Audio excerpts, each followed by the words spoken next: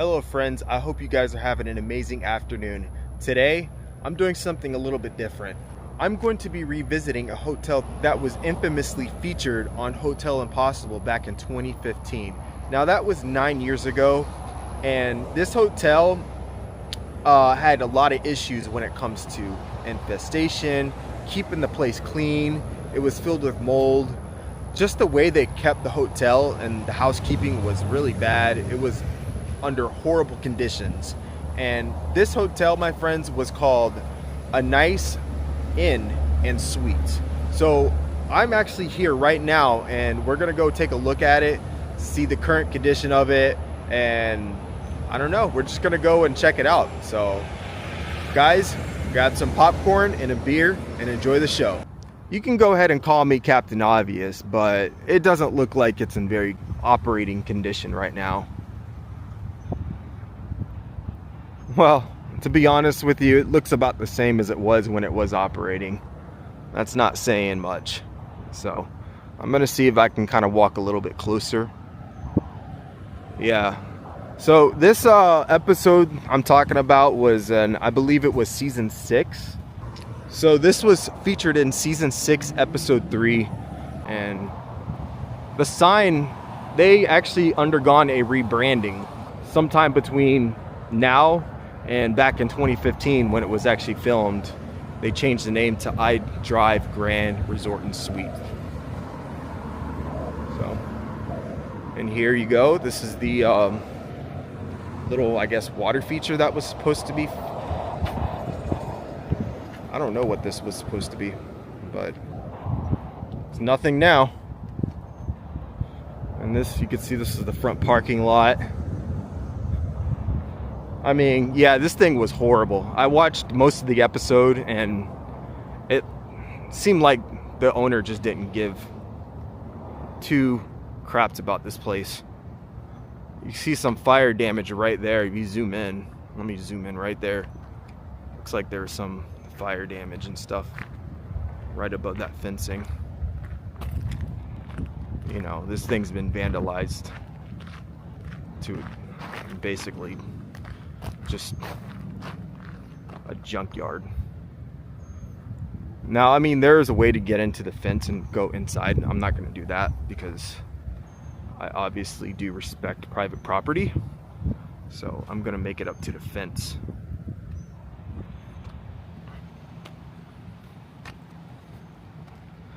I really wonder when this actually closed. Grand Resort in Orlando is still luring in unsuspecting tourists and transients to stay in a problematic property that's already had one flooded and mold-infested building condemned. And if it really did change ownership from the episode till when it got rebranded, or did the current owner decide, hey, A Nice Inn and Suites was a terrible name to attract guests to a resort that's nearby parks, you know, and these are parks that are well known around the world, parks that are listed in the top parks around the world. And this hotel just really did not perform well at all, amongst many reasons. And maybe if I can make my way around that side.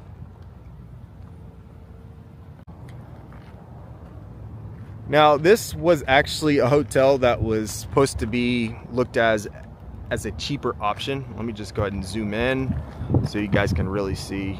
There, a lot of the furniture is still inside there. I see a chair, some tables.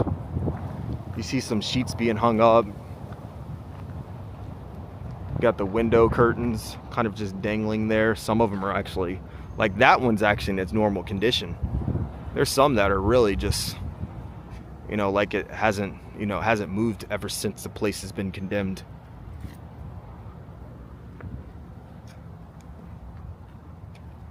And the location of this hotel was right off Kirkman Road,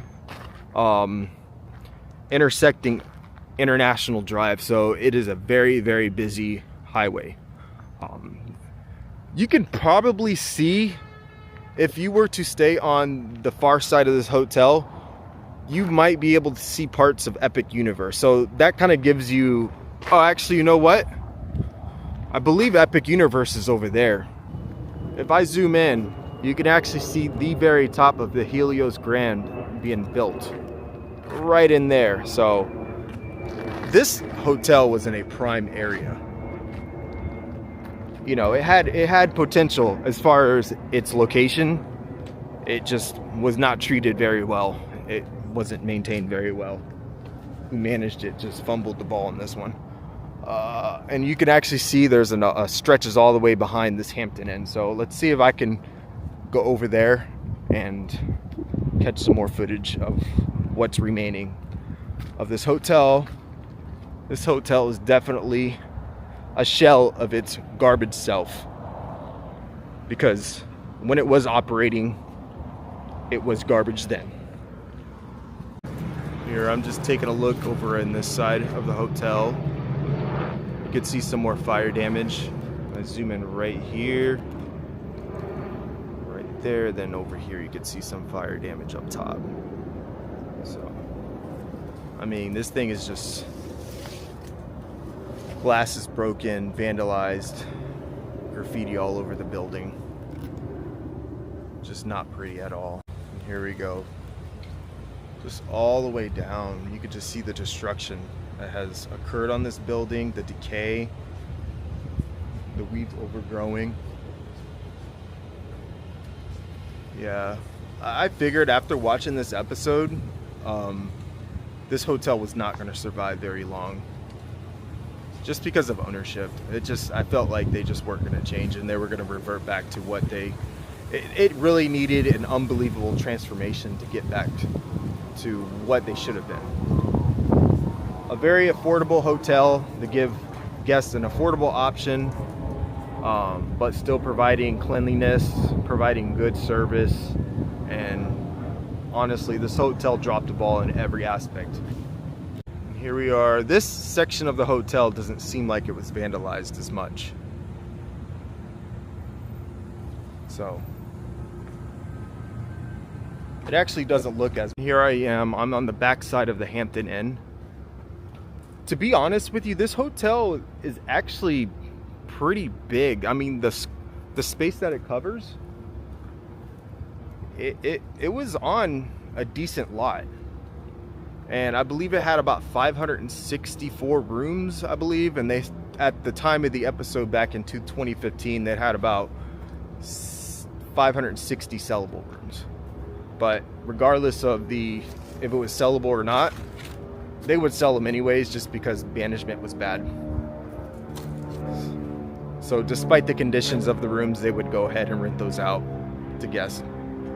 And if zoom in, it looks like the interior of the building actually was stripped. This part of let me go ahead and zoom in and see if I can get a good view. You can see some of the studs. Looks like all the drywall was taken out. So it literally is a shell of itself from the inside.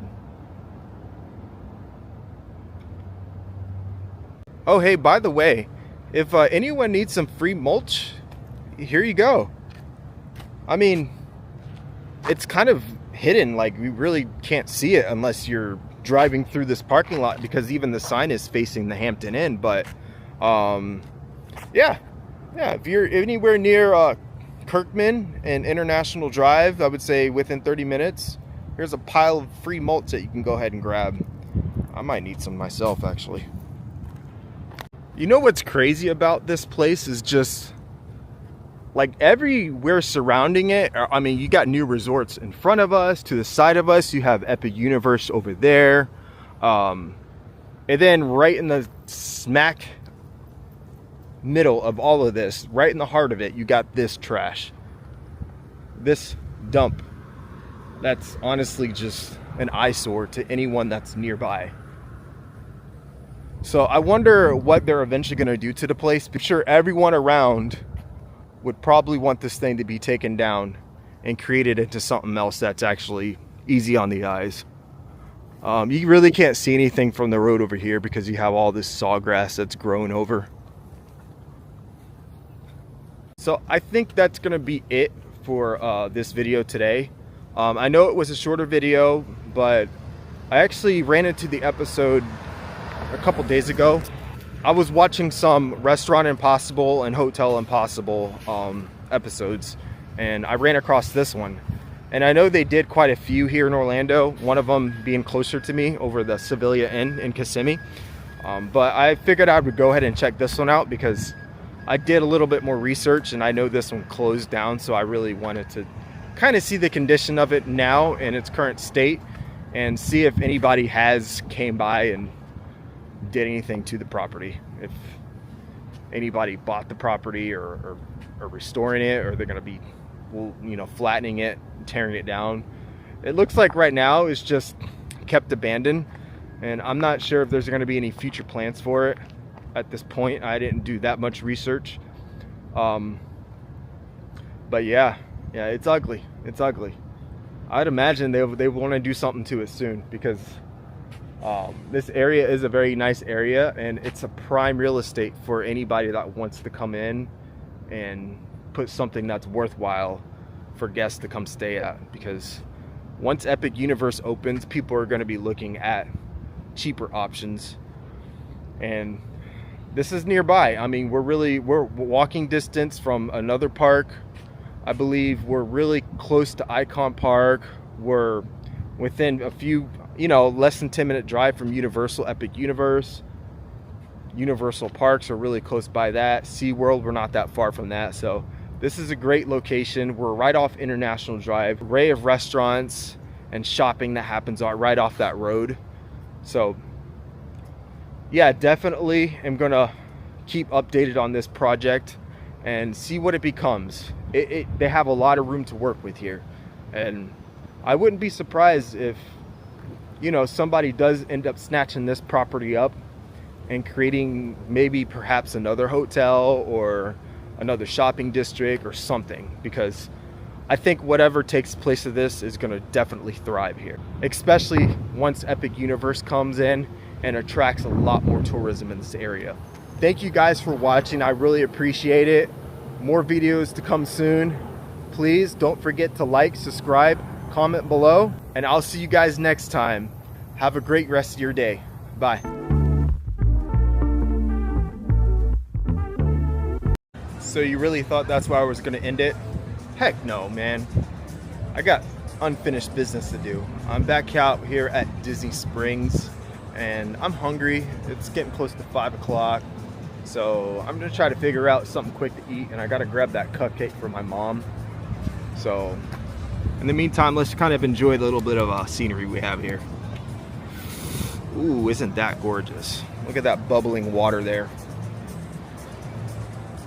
Kind of just let it drop down there, and we'll give you a nice panoramic type view of what we have here. Got Frontier Cocina. I still want to go there, and right behind me it was a deluxe burger, and I absolutely love that Southern burger. It's discontinued now, so unfortunately we got to try something else. Weather's looking really nice outside, but the forecast is telling me it might rain soon, so I better hurry up and get what I want, or definitely going to be coming back in the car soaking wet. I think I might have found it.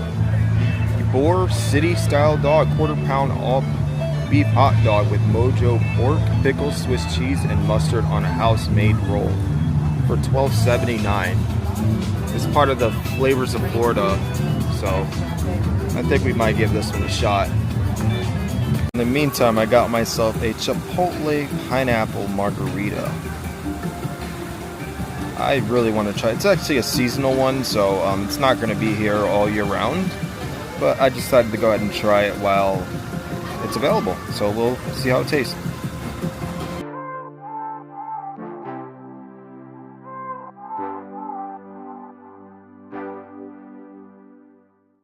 Okay, verdict. This is my kind of drink right here. Not too sweet, just a little bit of spice to it.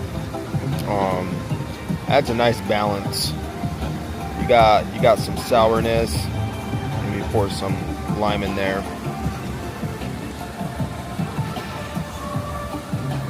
It's extremely refreshing. I love it so much. I'm just doing this while overlooking the view of the lake. fantastic. It's a very nice place to chill and relax and just enjoy a drink. Kind of next to Rainforest Cafe. If you look, you can see that the mountain behind me, the volcano. But yeah, I'm really enjoying this drink. It did cost me $23, including tip, so it is not cheap here. I mean, that's the price of a full meal at some places. So I'm really thinking about going back to BB Wolf's and grabbing that hot dog, the seasonal one. So I think I'm really going to get that because I want to try some of the Flavors of Florida menu, but I'm not going to try all 40 dining locations, obviously. But it did look really good, and I might come back and try a couple more items before it goes away. I think it ends maybe at the end of this month. I don't know, I'm not sure. I have to really look into it, but I know it's not going to last much longer, so I might as well get something while I'm here. Now, for those of you that don't like pineapple, it still has a pineapple flavor, but it's not super strong. So I think it's balanced between the chipotle, the heat, the alcohol, and maybe some sweetness of the pineapple, but it's not too bad. I liked it. I enjoyed it a lot. I wish it stayed around a little bit longer, although I probably wouldn't get it every time because it cost me $23. I got some chipotle on my lip. And here it is, the Ybor City style hot dog. I believe that's what it's called. I'm excited to try it. You know, it's only going to be out for a little bit longer, and let's go ahead and give it a chance. Let's give it a shot. It has some sketchy things in there. I'm not a huge fan of Swiss cheese, but if the Swiss cheese complements the rest of the flavors that are in this dog, you know, I'm not going to complain at all. All right, here we go, first bite. Let's see how it is. Honestly, it's not bad.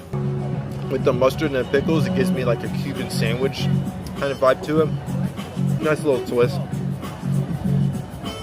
I don't taste the Swiss cheese that well though, which for me, that's a good thing. So if you're not a fan of Swiss cheese, then I wouldn't be too concerned about this because there's a lot of strong flavors with the pickles, the hot dogs. You have the pork in there, which I really don't taste the pork that much. The strongest flavors I taste in this is going to be the hot dog and the mustard.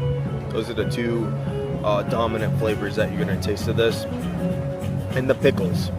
The pickles are pretty strong, but really anything else like the Swiss cheese and the pork, they're kind of a secondary complement. They're kind of an afterthought a little bit, maybe just there as a little bit of support in the team, you know, but they're not going to be the main showcase of this hot dog.